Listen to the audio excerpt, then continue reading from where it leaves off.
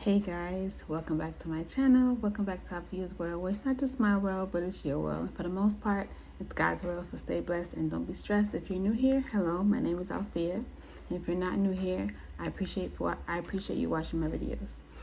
So today, I'm going to be talking to you guys about the birth of my third and last child, Malin. So, Malin was born March 15th, 2025. So backstory. When I found out I was pregnant, it wasn't planned. None of my kids were planned. And I was feeling a little weird, for the least. And I was just like, something ain't right. So my husband was like, babe, what you mean? In the Jamaican household, everything that don't feel right, drink tea, right? So I drank tea, it didn't work. So I was feeling not myself. And I thought at the time, for the day, I thought I was going to get my lady friend every month. That didn't happen. So I was like, wait, this don't make sense.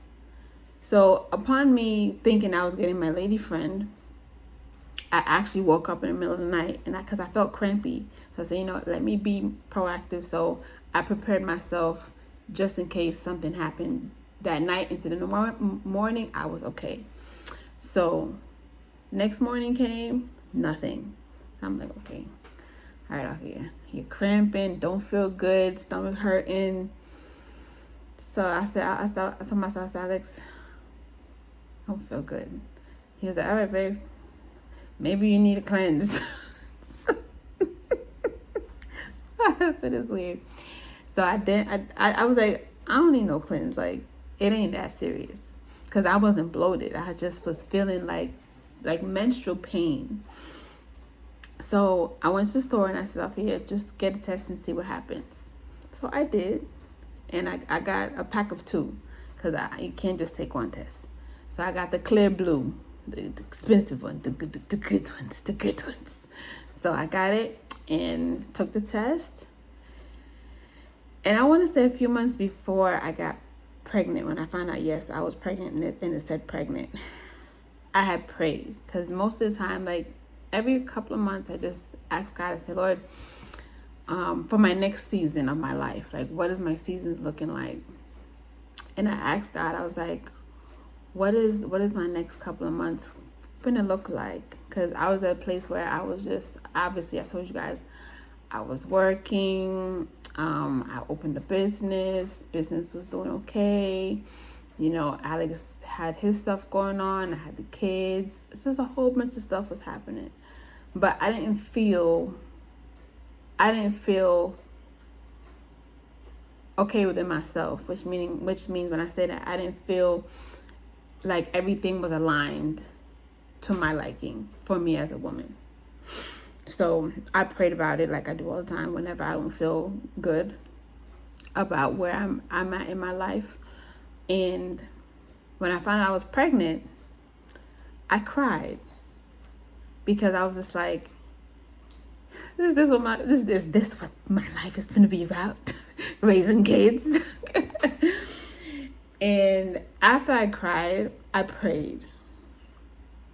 And I said, Lord, if this is your will, I'm here for it. I mean, clearly you have seen that I have taken care of 2 amazing children. And if that is what you want for me, I'm here. So Alex and I thought we were done with kids. Finished. But this came. So when I told him, he was like, I came home and I put it down, and he looked at it and he was like, I was like, I'm pregnant. He was like, what? And I was like, I'm pregnant. He was like, okay. And I was like, yeah. And he was like, how do you feel? And I was like, well, I'm leaving it all in God's hands at this point because I wasn't feeling good. So he was like, so is that why you haven't been feeling the way you feeling? And I was just like, I think so. So after that, I went to the doctor, obviously, and thinking about my age and everything else, and birth and what it's gonna be like. I went to the doctor to just confirm what was going on, what was my next step. I knew that I was pregnant. Blood tests had to be done. All the things are the things whenever you have a child. So I went there. Very, very nice doctor. She was amazing. And they asked me if I knew how far along I was. And I said, I don't know, but I do know like about when I conceived. So they said, okay, so I gave them a date. And they said, okay. So they went off of that. Then they said, well, because of your age, because I was 36 at the time, they said, you're going to be considered high risk. They said, after 35 years old, you're considered high risk. And I'm like, high risk? Like, what you mean? Like, me and an old bug, as my uncle would say. My Uncle Teddy would say, once you come up on the calendar, you're an old bug, meaning you're old. So I was like, oh, Lord. So came home and I told Alex, and he was just like, high risk. He was like, babe, you Caribbean. He's like, you plant everything outside. He's like, you ain't no high risk. So he said, just continue to plant and continue to eat everything that's outside. You'll be fine. So I said, okay. So I was still a little down because emotions, of thinking like, okay, last time I had my pregnancy, I suffered from varicose veins. So my varicose veins were bad, like they burned. And I have a history of sciatica. So I'm all jacked up. Already not pregnant. So now I'm pregnant. So when I was at work, when I started my assignment, because this is when I'm finding out I'm pregnant, I'm signing my contract to start work. No, I found out I was pregnant, but I signed my contract before I found out I was pregnant. So after I found out I was pregnant, I'm like, holy shoot, I start my assignment very soon, which was like the week or two. And I was like, what the heck am I going to do? So I was like, I can't tell them. So I didn't tell them. So I went to work because obviously I was a couple weeks, I was 4 or 5 weeks pregnant. So I was like, ain't no reason to tell them. I was only working the afternoon shift, Friday, Saturday, Sunday, 7 p to 7 a, 12 hours a day. So I said, Alfia, you could do this. Like with Gabriel, it wasn't that big of a deal. I was able to tough it out, deal with it, no problem. The only difference was I was driving very far to go to work this time around. So I was like, babe, you sure you're going to be able to handle it? I was like, babe, I'll be fine. I said, but you know what? I said, the only way I'm going to know is if I start working, and if something goes left and I can't handle it, I'll just decline. So he was like, all right. So months go by, and I'm pretty much going to these doctors. So because I'm considered high risk, I had to go to a regular doctor, my regular checkups, and I had to go to an at-risk doctor. Annoying as heck. So I think when I hit 25 weeks is when hey mama, is when Gabriel, the Malin is right here. So I have too many kids, forget the names. So at 25 weeks, they tested me for gestational diabetes. You get that test. So they told me that because Gabriel was 9 pounds 4 ounces. So because he was heavy, they said that I had to get a gestational diabetes test earlier just to see if I had it. So I said, okay, cool. The first time I took the test, I was positive. And they said, Alfia, you got to come back and take the 3-hour test. So I was like, okay, fine. I went back, took it again, negative. I was fine. Cool, no problem. They said, just be careful, take it easy, whatever. I said, okay, no problem. So then they said they're going to take the test later on. And I was like, okay. So after that, at about, I want to say I was 32 weeks, might be. they said we have to take another test for gestational diabetes. I said, okay. So I took it and I failed. This was my 3rd trimester I was in. And I was like, okay. So they were like, well, now you're diagnosed with gestational diabetes. So I said, okay, well, what does that entail? So they said you have to go to a specialist, you have to go to your at-risk doctor for gestational diabetes and for your at-risk. I'm like, oh. So I was very emotionally destroyed. Like, I felt defeated. I felt like this is my last pregnancy. I was gaining a little bit of weight, not too much weight. And me already feeling that, that stress of me saying, okay, I'm already at an age where I really didn't want to have a child, but this is my last hurrah. That's fine. God has a plan for me. He's going to get me through this. That's fine. But then I said to myself, can I even go through this? Like, I'm tired. Like, I was mentally exhausted, to say the least. Although I was just, 32 weeks pregnant. With all the driving back and forth, it was a lot. My job wasn't as strenuous because I've been pregnant before, so it wasn't that stressful. I know what I can do and I know what I can't do. And I worked off of that. The drive at some point, like after the second trimester, it got a little difficult, I would say. And it was some point where my sciatica started to bother me. Like, I would press on the gas pedal and sometimes my legs would go completely numb. And I would have to switch to my left foot because my sciatica is mostly on my right side. It bothers me on my right side and my bottom half. But I can push and feel on my left. So, and also my right foot is where my varicose veins are very much present. Like, you can see them. They're poked out a lot. My left foot, not so much. So going to work, being in Atlanta traffic, having to drive sometimes 2 hours to work and then an hour and some change back, it took a toll on me physically.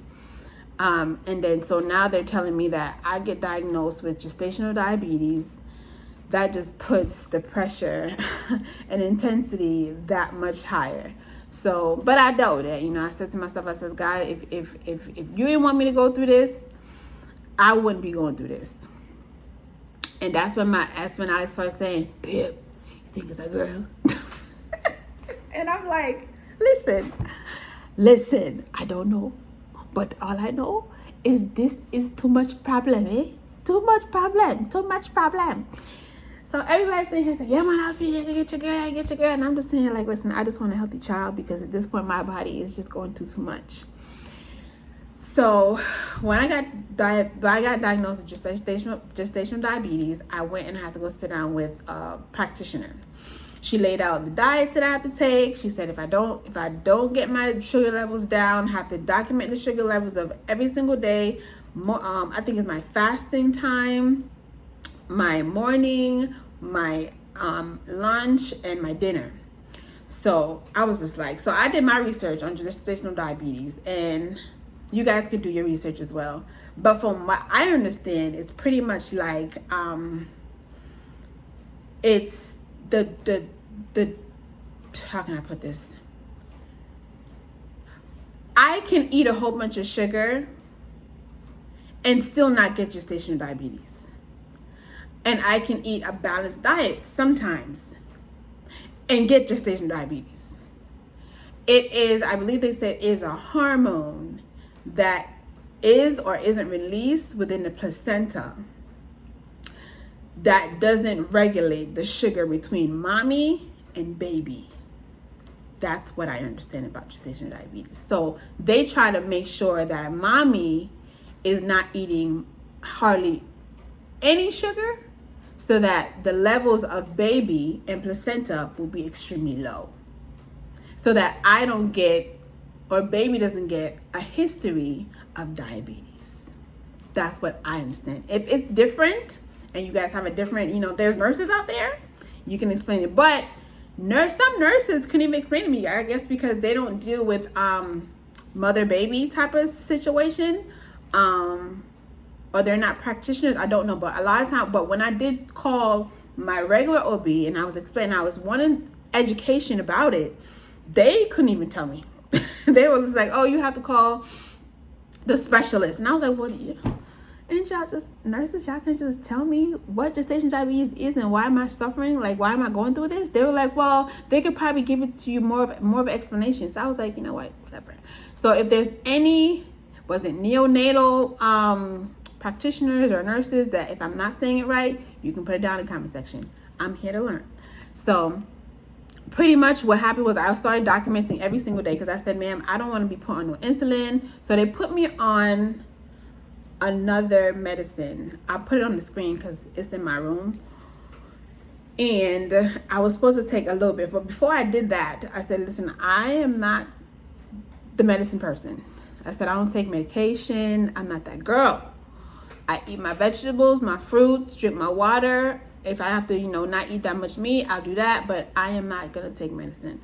So they said, she was like, "Alfia, very, very nice lady. She says, Alfia, you don't have to. Just change your diet up and you'll be fine." So I did that. When she explained to me what has sugar and what don't have sugar, and I was just like, my God, I can't eat anything. Like when I was home and I'm eating my rice, my chicken, my curry chicken, they're like, "No, can't eat no rice. Can't eat fried chicken. Nothing fried. This is the poor." I said, "Listen, I'm pregnant." Get this clear. I am pregnant. Okay. I need to eat. Okay. I don't have time for this diet thing that y'all finna put me on. So I don't have time for that. I don't have time for the diet. So I said, can I do a little bit? She was like, "This is what you have to do to keep your sugar level down." So I come home and I'm like, okay. So she was like, "If you want to cheat, this is what you can do. You can regulate it. You can cheat in the afternoon. Try to, work out." And I said, that's all you have to say is work out. Because one thing I'm gonna do, I'm gonna walk up and down. I'm gonna do what I gotta do to burn these calories. So I tried doing it for a while. What was it? 2 weeks. I documented every single thing I ate and I documented my sugar levels. And I did good until, the only thing I was realizing was my fasting numbers were always elevated. They say it can't be higher than 90, and it always was like 92, 91, or 90, 98, 96, 95. And I was just like, what in God? I was literally, sometimes I felt so defeated. I felt like, they just have to put me on, medicine. I'm gonna have to get on, what is it, insulin or whatever the case may be, and that's just how I'm gonna live my life until I have my baby. And then I was like, "No, Alfia, what the heck you mean? No, like there should be another way." So I kept dieting, and I kept changing up everything that I ate. So at some point at night, I would eat like, they told me that I can have like 2 crackers and peanut butter, or 2 crackers and cheese, because cheese doesn't have any sugar. Peanut butter, I had the organic peanut butter that don't have no cheese. Or I was also eating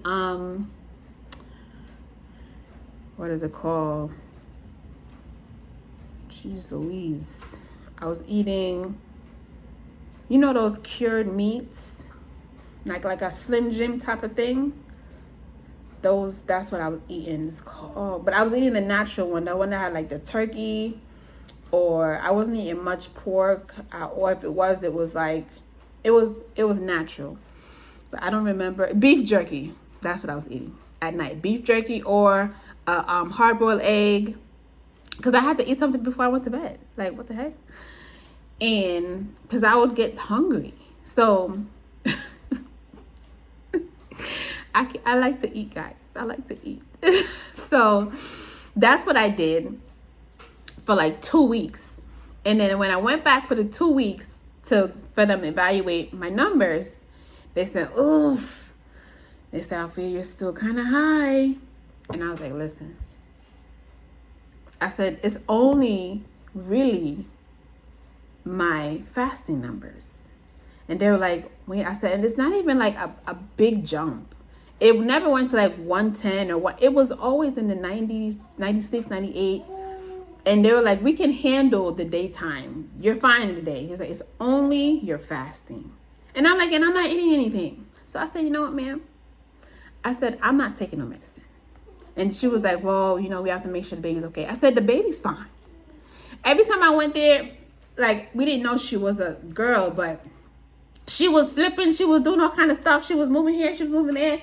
My fluids were 100% fine. Nothing in my ultrasound was alarming.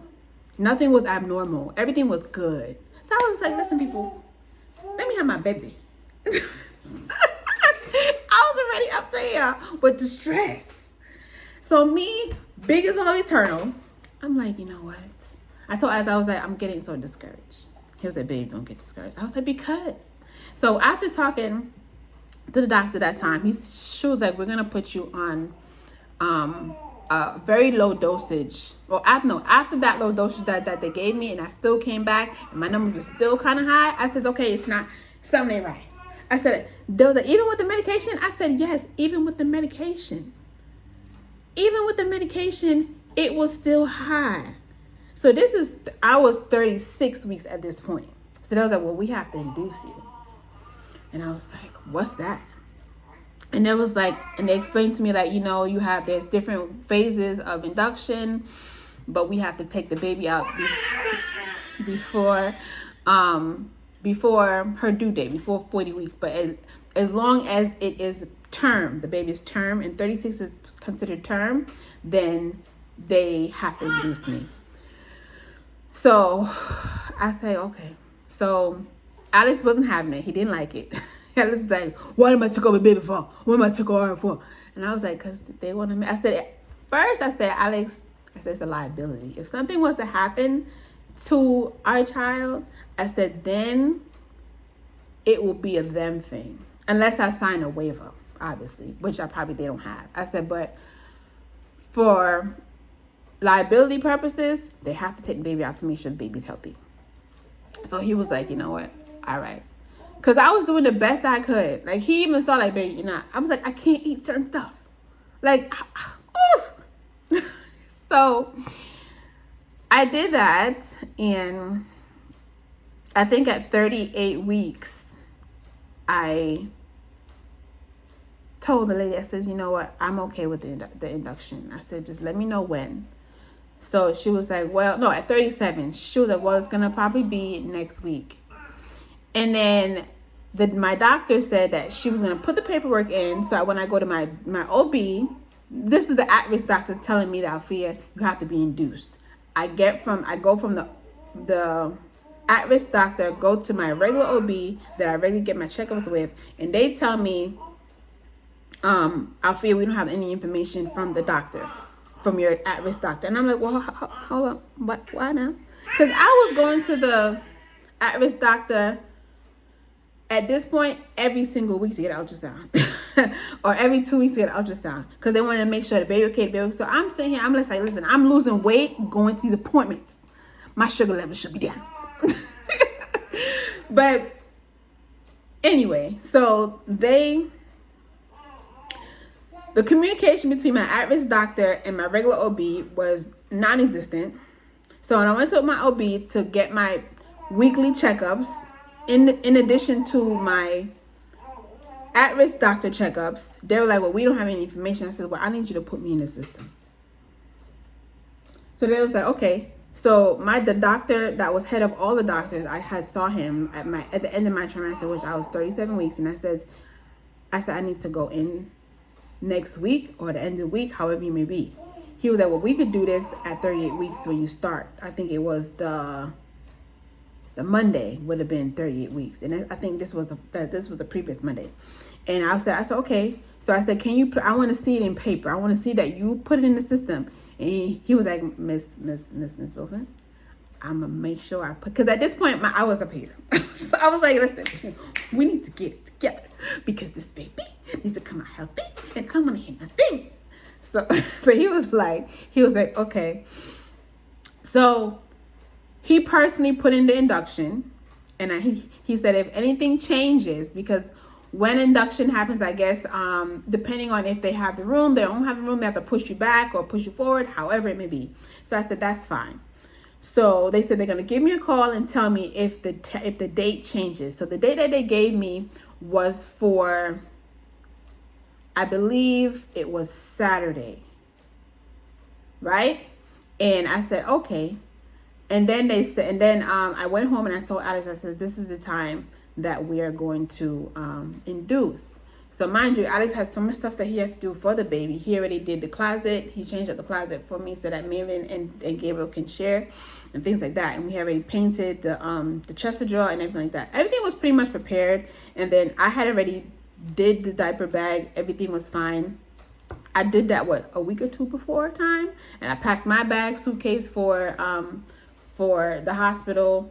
Alex just had to bring a little bit of his stuff. And that's about it. So my plan, guys, was to document every step of the way. But baby, I give y'all content creators some credit because I couldn't. Like, I was in the moment.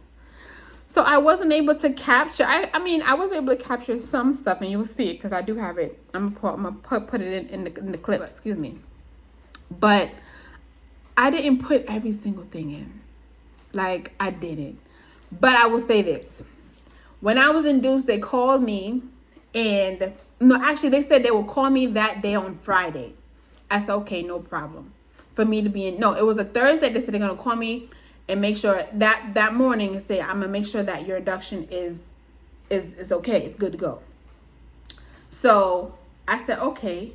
So they didn't call me. So I said, let me call them. So I called them, and the lady's like, oh, well, if anything happens, they'll call you. I says, ma'am, I'm calling because I already had miscommunication from before. And I don't want them to tell me they're going to call me, and then there's no communication throughout the hospital and the medical center or the OB office that I don't have an induction appointment. So she's giving me a hard time. I says, ma'am, I said, I really appreciate it if you can get me in contact with the doctor. All right, ma'am. Okay. So I said, fine. So they called me and I said, hey, the lady was like, hi, Mrs. Such and such, Miss Wilson. I said, hello. She's like, oh, hey, thanks for calling. I said, okay. So the hospital called me and said, Alfia, your induction is tomorrow. And I said, okay. I said, what time? She said, it's going to be, first she said it was going to be at 3, but now it's in the morning. I said, okay, well, how early? She says, you have to be here by, what time is she? No, lies. My induction was the Friday night. I had to be at the hospital, at 8 p.m. So I said, okay. So that's what happened. I got on my bags, we got our bags, and we went to the hospital. I'm going to show you the clips.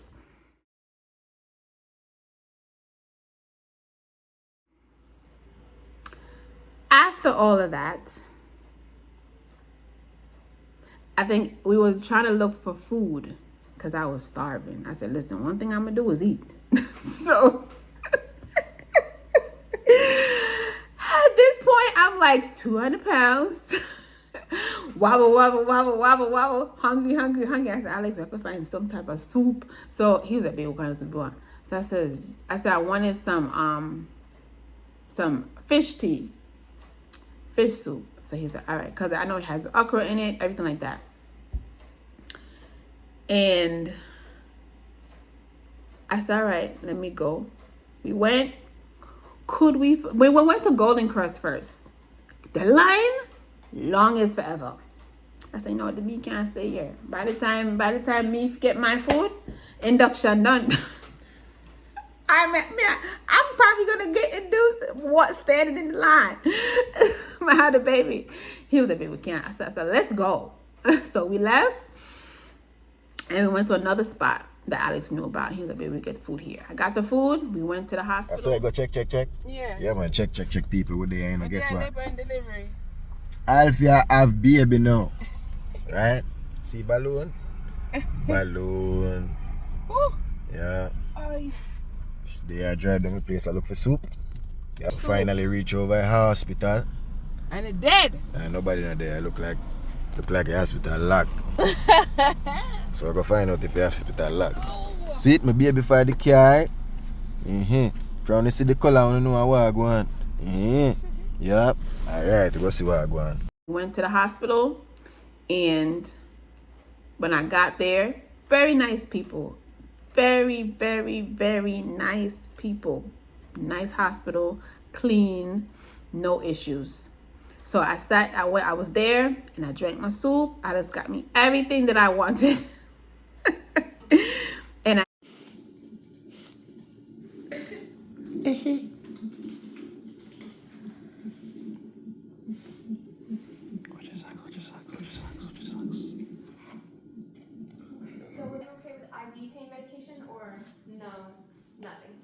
One of them days, one of them days, and one of them days.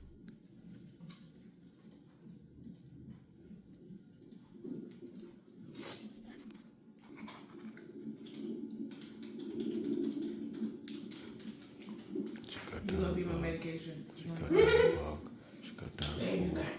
had my eucalyptus oil that I had brought. Everything to make me comfortable. And then I had the day before, the hours before, I was on my ball, like just preparing, because they say that the medicine ball helps, well, medicine ball / birthing ball, it helps you with inducing baby. It's the big ball that you sit on, that you rotate your pelvic floor back and forth, or you move back and forth just to prepare the baby's head to come down, right? So I did that a lot while I was home. He was like, baby, you finna have this baby. You must be dilated.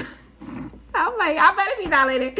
Because they said I had options. I had options to do the balloon, they say. But if I wasn't dilated, I couldn't do the balloon. Or I could do another way, which is they put a tablet or something inside, and it dissolves, and it can pretty much starts to, it sends a hormone to your cervix, and then you start like, it contracts and it helps the baby come down. So I said, okay, I wanted to do the balloon because that was the more natural way. And it was only 2 nurses or OBs that were able to do that, and they weren't on call that night. So they said, Alfia, we're not gonna be able to do that for you. I said, okay, it is what it is. I just wanted a more natural birthing experience because that was a part of my birth plan. But I said, you know what? I can't fight over spilled milk. So I said, it is what it is. So they gave me the tablet or whatever, and it dissolved, and I was able to eat until and I had to leave it in, but I think it was 2 hours, and then after that I could eat. Yeah. So I was already getting contractions within the week before I was induced. And then, they say a lot of things make you dilate. I did most of the things. Yeah. So when I went to the hospital and they checked me, I was 2 centimeters. I was like, I know that's right. I looked at Ice, I was like, hey, we did it. So if you know, you know. So they inserted the tablet. I was fine. They said that after 2 hours, which was at this point, it was 8 o'clock. I got there at 9. I want to say by 12? I think they started, I may be getting this story messed up. I think they started my they put the thing inside at around 12 midnight. And 24 hours later.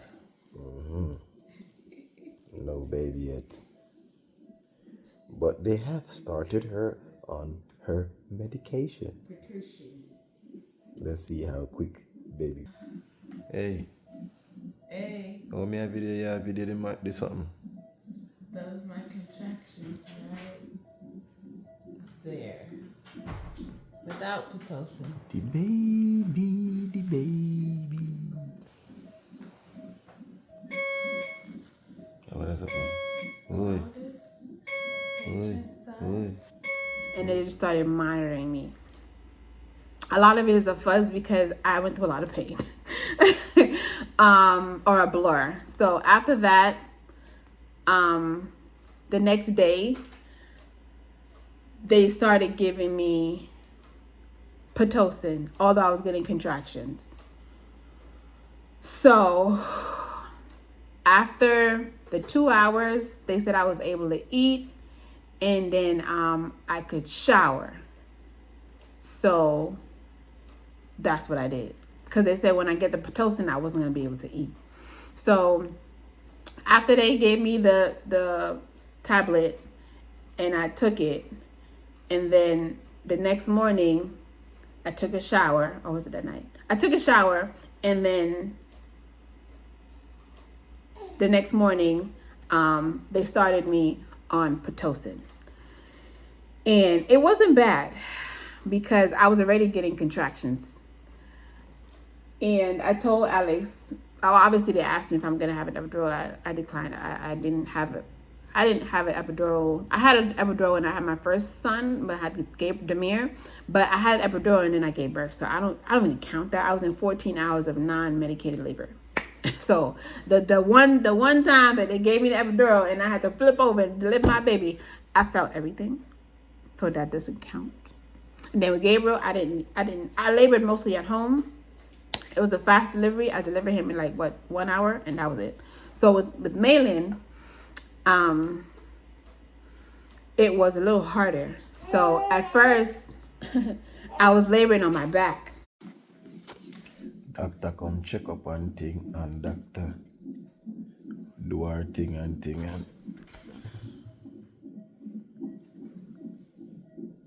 just waiting and thing.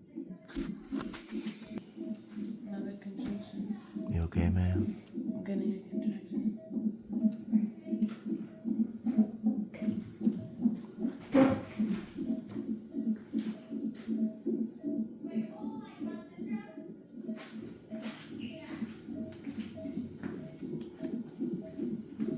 My computer, man.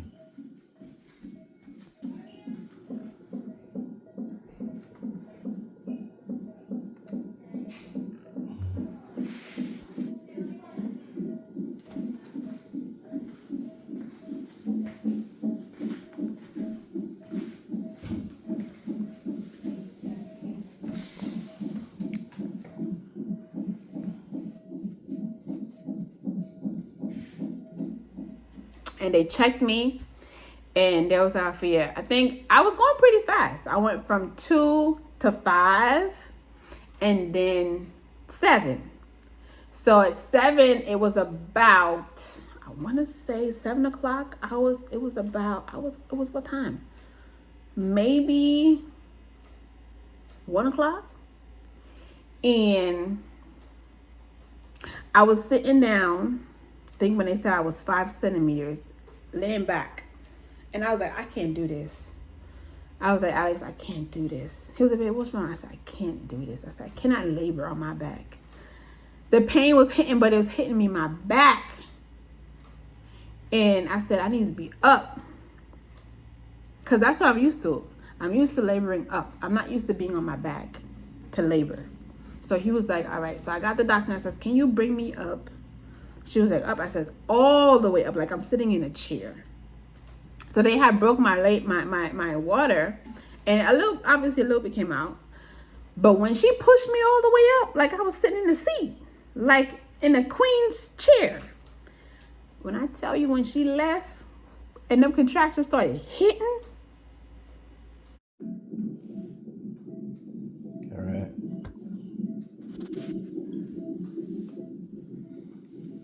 She a sit down up, no, she a sit down up, no, she a sit down up.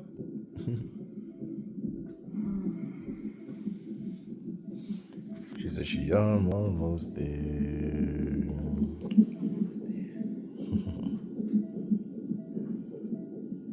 Said she about that. Hey. had to spit her out. My water just continuously started to flow. It was like, I was like, babe, it's not stopping. He was like, you want me to call a doctor? I was like, no, this is normal. But it was so much water. I am not lying. It was so much water. I was like, dang, like how much water did I drink? It was so much water. And I said, you know what? Malin's gonna come soon. I said, Malin is gonna come soon. So at that point, they said, how is it going? And they saw the monitor. They was like, oh, you're peaking. And I was just like, I am. Whew. When I tell you, that pain, that Pitocin pain is no joke, baby. But I prayed through every single contraction, and I tell people all the time, when you have God and you have a good partner in that room when you're giving birth, it changes things. I mean, people say, how could you laugh having labor? I said, because my husband, because or at the time, because my boyfriend. So Alex was able to like try to keep me smiling, try to pop jokes, or Jay, babe, just breathe, just breathe, just breathe. It's always gonna be over. It's almost over. It's almost over. He reassured me that, baby, it's only gonna be for a short amount of time. You're right. You're right. And I was just like breathing. And it was a point where the lady came in and was like, you're almost there. There was like, I think I was like at 8. And they was like, we're going to put the Pitocin up a little bit more because at one point, whenever it would peak, water would come. So I knew, okay, whenever I'm peaking in the contraction, her head is coming down more. So I literally was like this on the bed. Yeah. And I used the ball, but I was mostly rocking back and forth because I felt her head coming down. And then after a while, I told Alex, I said, babe, I said, I'm tired. When I tell you, when she put it up to 3, the Pitocin, my body just kind of went numb. And I was just like, whew. Like when the contractions came, I was starting to tense up, which is something that you're not supposed to do ever. But my body was kind of getting tired. And it was just like, baby, you're going to be fine. It was like, just relax, breathe through it, just breathe through it. And I was like, all right. So at one point I said, you know what, I got to pray. Because I said, Malin, these contractions is coming. And I just prayed. I said, Lord, I said, just please get me through this pain. I said, Malin, just listen to the doctors. I said, listen to the medicine. I said, just come down, baby girl. I said, just come down. I said, mommy's in a lot of pain. And I said, I know you want to come out and see mommy and daddy. I said, so I just want you to come down. I know you don't want to come down right now, baby girl. I said, but we need you to come down because we need you to be healthy. And I need you to come see your parents. I said, so just come down so that mommy doesn't have to endure all this pain.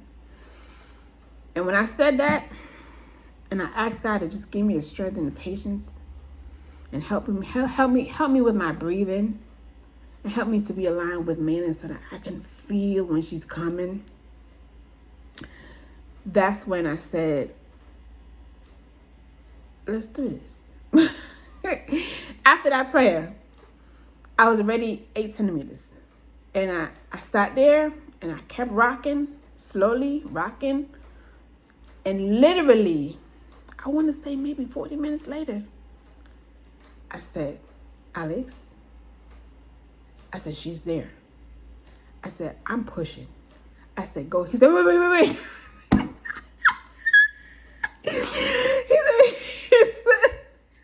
never forget it because I laughed my tail off, even though I couldn't tense up. And we couldn't, but listen, if had the capacity, the brain cells to remember to tell him, listen, babe, just put the camera on there, face it to me, and just go get the doctor. Y'all would have footage. But Alex was so like, what? You finna what? Push. My baby girl finna come. Oh, I'm finna. I'm going. That is what he did. I said, I have to push right now. And he was like, okay, wait. And he left. And the doctors came and was like, she can't push yet. She can't push yet. And all I saw was, no, Alfia, don't push it. I'm coming. Doctor's coming. And I'm like, I'm pushing. And they was like, all right. So all I felt was the ring of fire,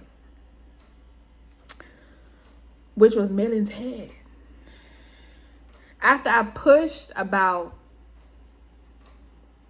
I want to say 3 times. After I pushed out, and the doctor was like, I feel you've done this before. Let me get a big push. And I pushed, but I kid you not, I screamed. This is the first child I've screamed during pregnancy. Like, I yelled, like hollered, ah! Because I was screaming through my contractions on Pitocin when it was peaking. Like, literally, I pushed Maylene. They didn't even tell me count. I just pushed. Forget counting at this point. Get the baby out. So, within my contraction, I was getting them so regularly. Every time that peak hit, I would just push through it. And I tell you, boy, that Pitocin is different. Ooh, but after they was like, she's here, and I heard her cry. And it was like, babe, she's beautiful. I was like, oh, Jesus. Because she put me right here. They put her right here on my stomach. And I was like, wow, I did it. All right. After all the huffing and the puffing and the blow, finally blow out a beautiful princess. Yay! Look at her. Say hi, Maylyn. Hey, say hey. She chillin'.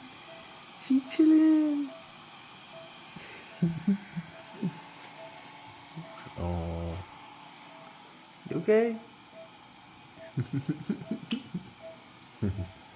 You did great, man. We did great. Thanks be to God. Amen. You did a great job. I just motivated. Up. So we next week. Baby bed. And the nurse was like, Alfia, you did amazing. She's like, most women, they don't do natural Pitocin births. And I was like, God knows I know why. And it wasn't to say I was trying to prove something. I literally was just like, if the pain got so severe that I couldn't control my body, which that was my main focus, was to control my body. It's to control the pain through breathing. Also, my partner, through the eucalyptus oil that was in my room, that was helping me center myself to allow my body to reject the baby. That is what my plan was. Now, if it was something different, like if it was life-threatening, that Maylyn had to be C-sectioned or I had to get epidural for another reason, then fine.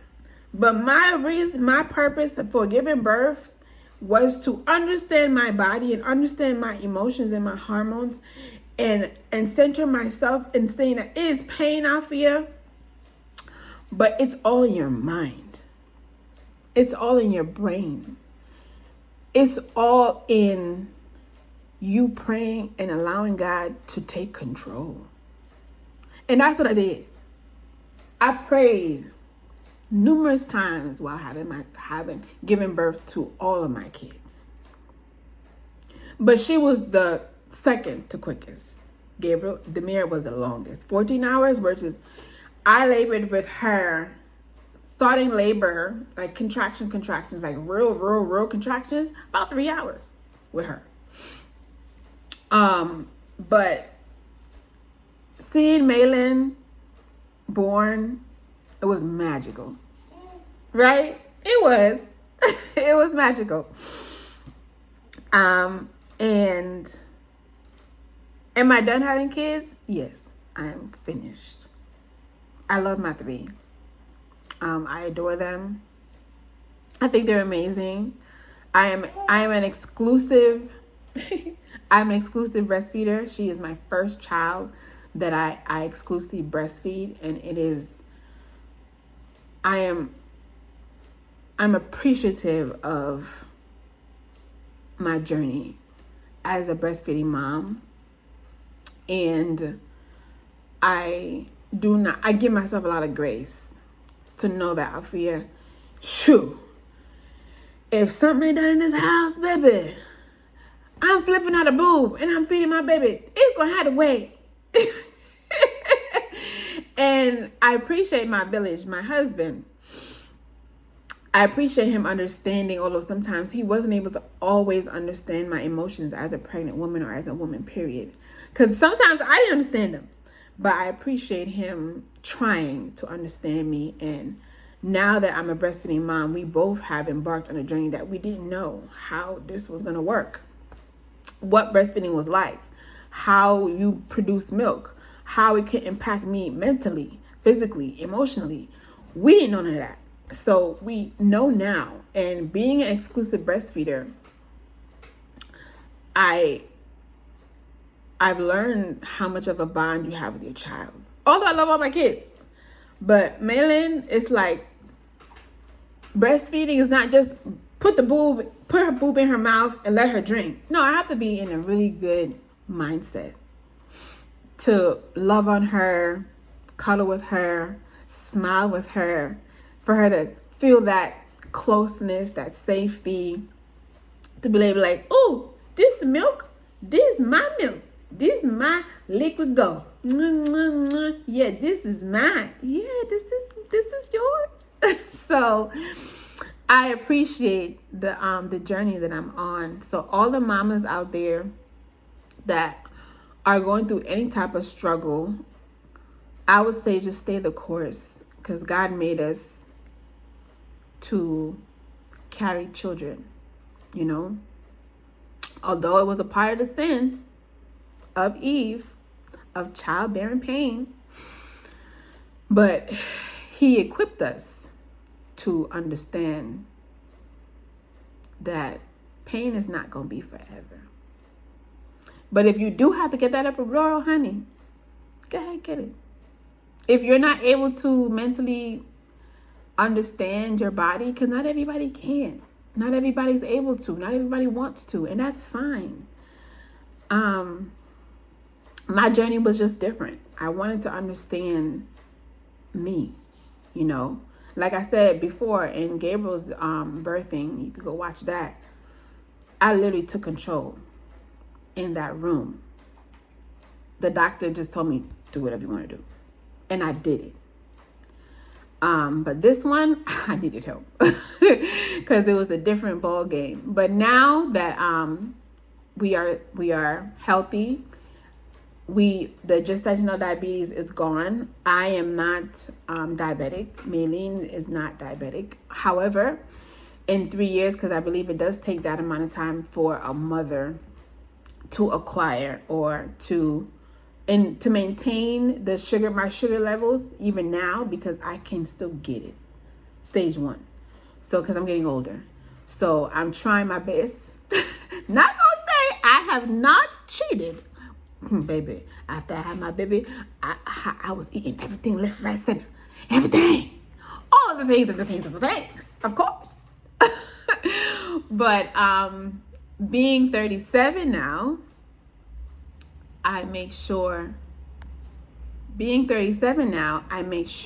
that I am cognizant of what I'm eating. what I'm putting in my mouth. I'm not just shoving. I mean, I have like donuts. Now I don't eat it a lot, but I try not to. Or if I do, I don't eat it a lot. But it's hard living with kids. Listen, the snacks be snacking, and I be want to eat it. But you know, I gotta try not to do that. But yeah, that's about it. But that was my journey, being pregnant with Maylin. Wouldn't trade it for nothing. It was truly an experience, to say the least. And now my journey is to lose a couple of pounds. But I'm not killing myself for it. I'm giving myself time. I'm giving myself a lot of grace. And to know that I just had a human being come out of my body. And people tell me all the time, I feel you look amazing. Like, you look like you didn't have a child. And I'm just like, well, thank you so much. But my breastfeeding journey doesn't show that, because, you know, yeah, that part. So, but Maylin is healthy, that part. So, like, comment, and subscribe, because there's more content coming. I literally had to put Maylin down in a rocker for her to chill out. Because guess what? In a couple minutes, she finna be whang, because she gonna be, Mommy, I want food. I'm hungry. Because she has no problems letting me know, Mom, it's been an hour. Cluster feeding is for the birds. I feel like a cow sometimes. I'm just like, every 20 minutes? Every 30 minutes? Can you give Mommy a chance to eat? See, I gotta go. So like, comment, subscribe. And don't forget our 4 P's. Don't forget to pray. Be patient. Persevere, and you'll surely progress. And don't forget to be kind, guys. Until next time, love you guys. Stay blessed. Bye.